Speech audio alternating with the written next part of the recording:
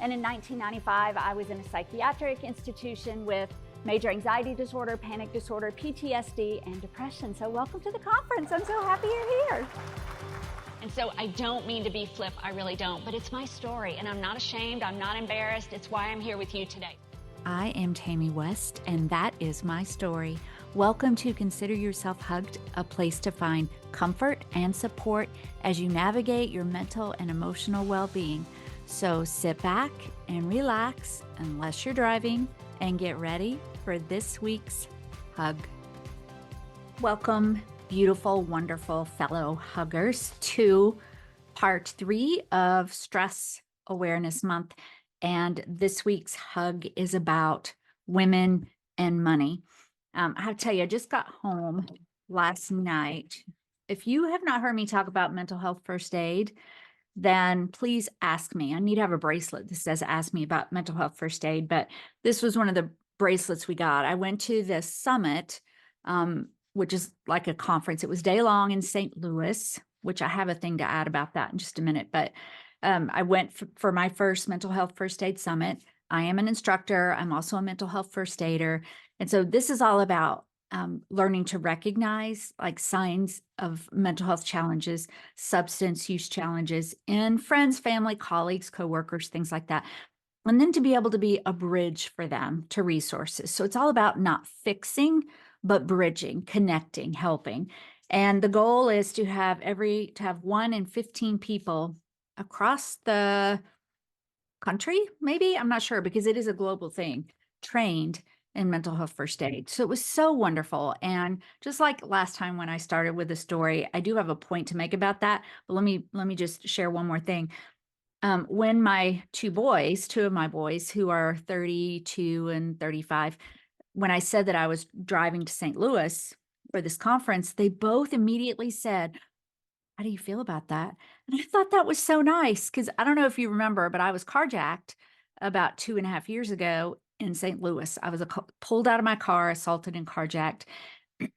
And it was a really difficult time for me, of course. And so I thought that was so sweet that they would say, "Well, how do you feel about that?" Like they immediately remembered and they didn't even think twice before they asked me. And I thought that was so sweet. But we're here to talk about money today, and I have so many things that I've written down but I made a list. Okay.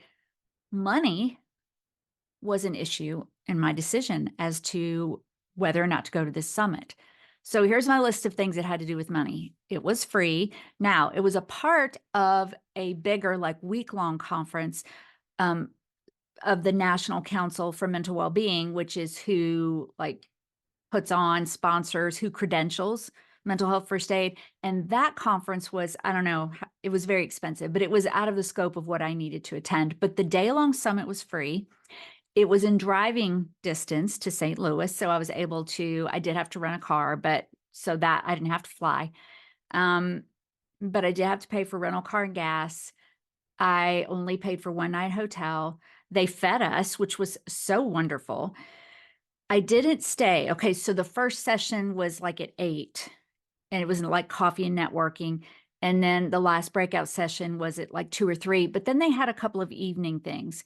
Now, I didn't stay for those evening things. I left there about 3 o'clock and drove home. The main reason was because yesterday morning, I don't even know what today is, I had an early event. So I couldn't really stay. But even if I didn't have an event, I probably wouldn't have stayed for that extra day because I would have had to have paid for another day of rental car. I would have had to pay for another night of hotel. And so I don't know, is money holding me back from things? And that's maybe, that's what we're here to talk about today, because what would have happened had I been able to stay for that networking time? Think about your time growing up. I have a lot of things to talk about to set the stage today, but I'm going to try not to ramble. I know you're thinking you always ramble. But growing up, we did grow up in poverty. Money was to be spent. Like my mom received, and I don't remember, and I sure hope I'm not overshooting on this, but I think it was like $40,000, $40 or $50,000 that she received from an aunt who had passed away. and it was gone within months. She gave some to my sister, she gave some to me, and certainly I was grateful for that. One of the things as I go into the list of things I did well, I paid off some debt with that, but the rest of it was fast food and taking a day trip and things. It was all about things. And so I grew up really not understanding money. Like, think about you and your relationship with money. I didn't understand it. I didn't use it well. I just didn't know. Well, then there's as an adult, there's like pre-COVID and post-COVID.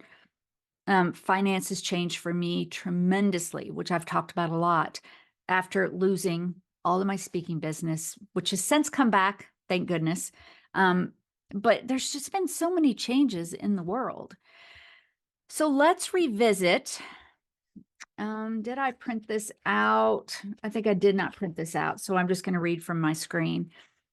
So I'm basing all of this on the Stress of in America report. So remember, there's Stress in America. Stress Awareness Month, Part 1 and Part 2. And both of them, I'm using the Stress in America report as sort of the foundation. So let me read a few things to you. Although finances are a top stressor for everyone, talking about them is off the table. Only about half of adults said they are comfortable talking with other people about money, and more than 2 in 5 adults said they felt embarrassed talking about money. I mean, it's one of the things where I got to take a drink here. It's one of those things where if we don't learn how to manage it well, it can become a source of embarrassment, especially if you can get to my age, which is almost 60. All right. Another thing, among the day-to-day stress categories, money was 63%. I'm not going to go on into the different age groups. I'll post all that in the show notes. You can see that. Money for, although ages 18 to 34 was 82%. And I just want to mention women, because that's kind of what we're focusing on here today. And where did that go? Oh, man. Okay, here we go. This year, people of all genders reported that health and finances were among the top sources of stress, but women were more likely than men to report feeling, and they use this word, consumed by their worries about money. 50% of women versus 44% of men. Among those who cite money as a significant source of stress, women were more likely than men to report both paying for essentials and unexpected expenses as being high sources of stress. I want to talk to you for a minute before I go into a little bit of the other research that I did, because I remembered that years ago I had read this book called What Every Church Member Should Know About Poverty. And then I'll put a link to that, but then there's, if you're watching on YouTube, I'm holding it up here, a framework for understanding poverty. Both of these were written by Ruby Payne. But I want to do something quick with you, and I'll put links to these. I guess I'll just put a picture of them in the show notes. It's talking about the hidden rules when it comes to money. And those rules are within classes. So there's poverty class, middle class, and wealth. So I just want to ask you, I'm going to go very, very fast. So if you're driving, there's no like number, but the 3 quizzes are, could you survive in poverty? Could you survive in the middle class? And could you survive in wealth? Okay, I'm going fast. Could you survive in poverty? Number 1, I know which churches and sections of town have the best rummage sales. Number 2, I know which rummage sales have bag sales and when. Number 3, I know which grocery stores' garbage bins can be accessed for thrown away food. Number 4, I know how to get someone out of jail. Number 5, I know how to physically fight and defend myself physically. Number 6, I know how to get a gun even if I have a police record. Number 7, I know how to keep my clothes from being stolen at the laundromat. Number 8, I know what problems to look for in a used car. Number 9, I know how to live without a checking account. Number 10, I know how to live without electricity and a phone. Number 11, I know how to use a knife as scissors. Number 12, I can entertain a group of friends with my personality and my stories. Number 13, I know what to do when I don't have money to pay the bills. Number 14, I know how to move in half a day. Number 15, I know how to get and use food stamps or an electronic card for benefits. Number 16, I know where the free medical clinics are. Number 17, I'm very good at trading and bartering. And number 18, I can get by without a car. Such interesting questions. I'll put again in the show notes. Now, could you survive in middle class? Number 1, I know how to get my children into little league, piano lessons, soccer, etc. Number 2, I know how to properly set a table. Number 3, I know which stores are most likely to carry the clothing brands my family wears. Number 4, my children know the best name brands in clothing. Number 5, I know how to order in a nice restaurant. Number 6, I know how to use a credit card, checking account, and savings account, and I understand annuity. I understand term life, disability, 2080 medical insurance, as well as home insurance, flood insurance, and replacement insurance. Number 7, I talk to my children about going to college. Number 8, I know how to get one of the best interest rates on my new car loan. Number 9, I understand the difference among principal, interest, and escrow payments or statements on my house payment. Number 10, I know how to help my children with their homework and do not hesitate to call the school if I need information. Number 11, I know how to decorate the house for different holidays. Number 12, I know how to get a library card. Number 13, I know how to use the different tools in a garage. And number 14, I repair items in my house almost immediately when they break or know a repair service and call it. Are you seeing how this, I don't know where you are in the class, but you'll probably know pretty quickly. And then the last one, could you survive in wealth? Like we all think, well, what do you mean, could I survive? It's very interesting. Number 1, I can read a menu in French, English, and another language. Number 2, I have several favorite restaurants in different countries of the world. Number 3, during the holidays, I know how to hire a decorator to identify appropriate themes and items with which to decorate. Number 4, I know who my preferred financial advisor, legal service, designer, domestic employment service, and hairdresser are. Number 5, I have at least 2 residences that are staffed and maintained. Number 6, I know how to ensure confidentiality and loyalty from my domestic staff. Number 7, I have at least 2 or 3 screens that keep people whom I do not wish to see away from me. Number 8, I fly in my own plane, the company plane, or on the Concorde. I don't know if that's around anymore. Number 9, I know how to enroll my children in the preferred private schools. Number 10, I know how to host the parties that key people attend. Number 11, I am on the boards of at least 2 charities. Number 12, I know the hidden rules of the Junior League. Number 13, I support or buy the work of a particular artist. And number 14, I know how to read a corporate financial statement and analyze my own financial statements. Have you thought about those things? You know, the last thing that I just want to give you a couple of things about are some of these hidden rules. And I just want to go through possessions, money, and that's probably it for now. So, according to her research, Ruby Payne, possessions for people in poverty, possessions are people. That's why you may see someone having a lot of children. For middle class, possessions are things. And for the wealthy class, possessions are one-of-a-kind objects, legacies, and pedigrees. Now, money, poverty, it is to be used, it is to be spent. That's how I grew up. Middle class, which is where I am now, to be managed. Wealth, it's to be conserved and invested.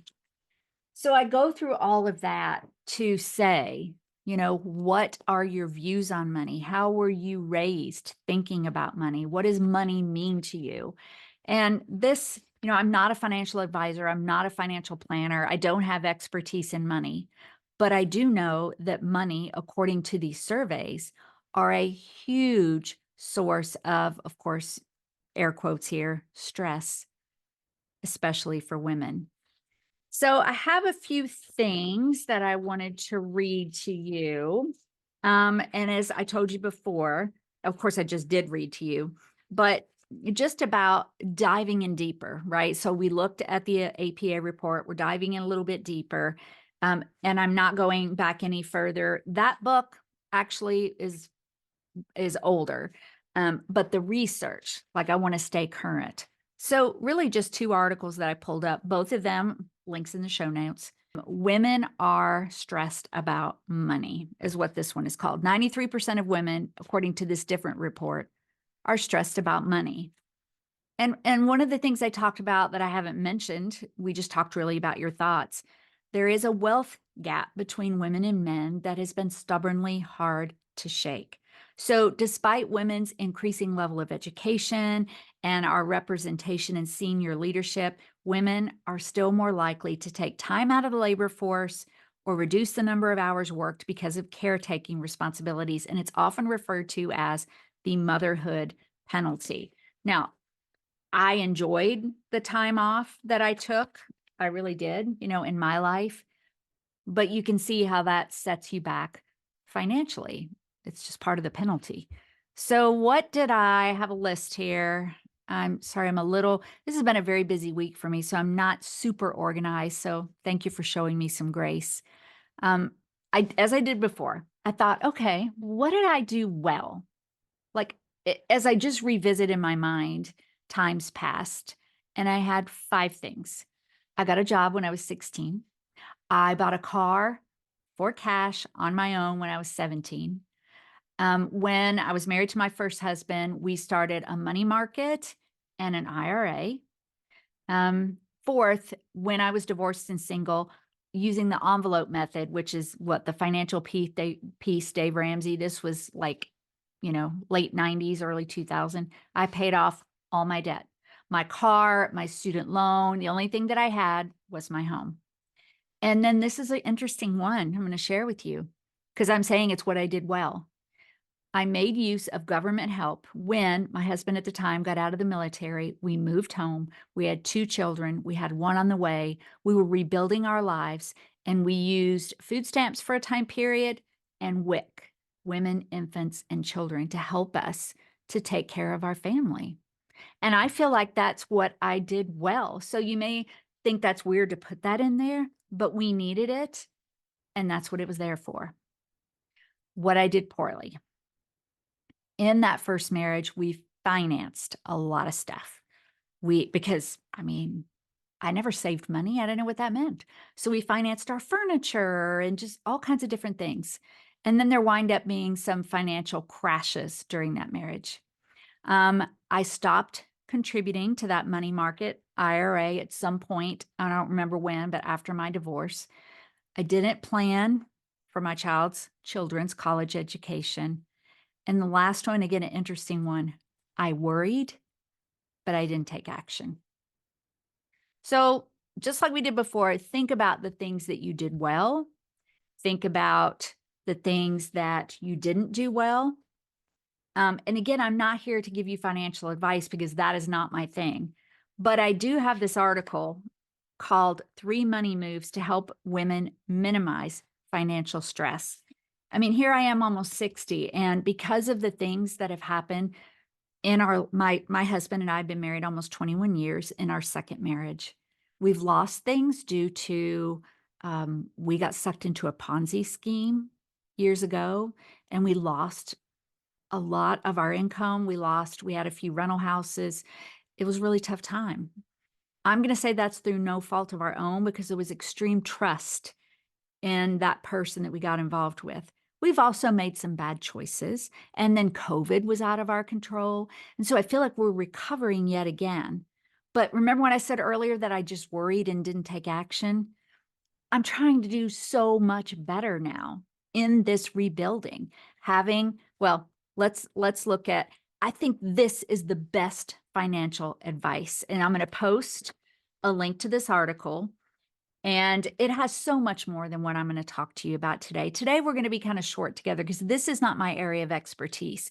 But I hope me sharing my path with you and telling you some of the steps that I've taken will be helpful.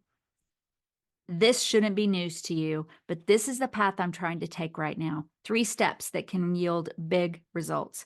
Saving for emergencies.